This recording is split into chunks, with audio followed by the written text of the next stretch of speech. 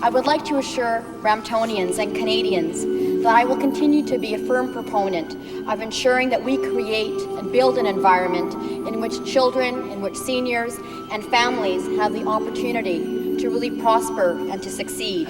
Expressing my sincere and genuine thanks to my constituents of Brampton Springdale for their support in awarding me this tremendous honor and privilege to be able to continue to serve as their Member of Parliament. And it is important to come together as a community, as individuals, as Bramptonians, as Canadians, to talk about community-based solutions.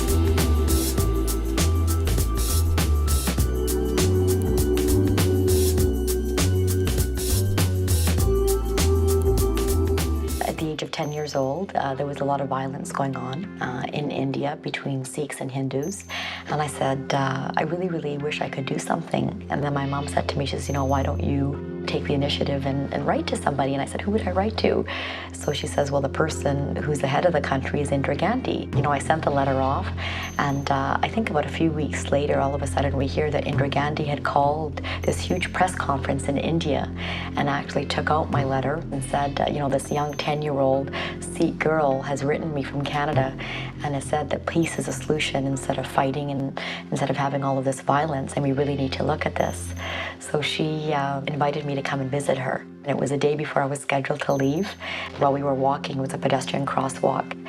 So this car forgot to stop and went to hit him, and apparently I swung the kid around and I ended up getting injured myself. It was a huge thing in Winnipeg where I guess I'd saved this boy's life, not realizing what I had done at that particular moment.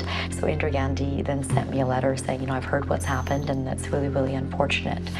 So a few months passed and we again planned the trip en route to India, and we had stopped over in London, England for a few nights.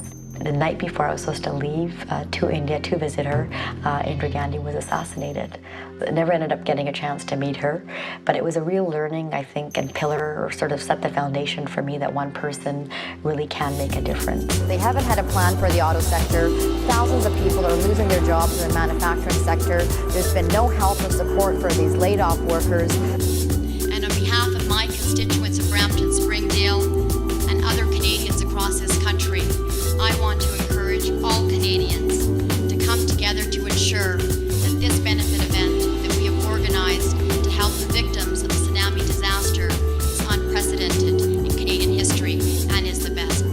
A nation in which, despite events like the Kamagata Maru, Canadians from the Sikh community, from the Indian community, have been able to succeed, to achieve, to prosper, and contribute to the building of a better and brighter future for our nation. Ultimately, if you don't have your community coming up with community-based solutions, we will not be able to make that difference that is so desperately needed of giving young people and families right here in Brampton that hope that they need for a better tomorrow and a brighter future. In addition, I look forward to working on behalf of my constituents and thousands of Canadians to ensure that the values of equality, of justice, of acceptance, of respect, and tolerance continue to remain the hallmark of our great country. Being the youngest woman, in elected office, being the first South Asian woman elected in North America to office, I just hope it's going to open up doors for other young women, from all different communities, that you can have a dream, you can work hard, and you can actually achieve it.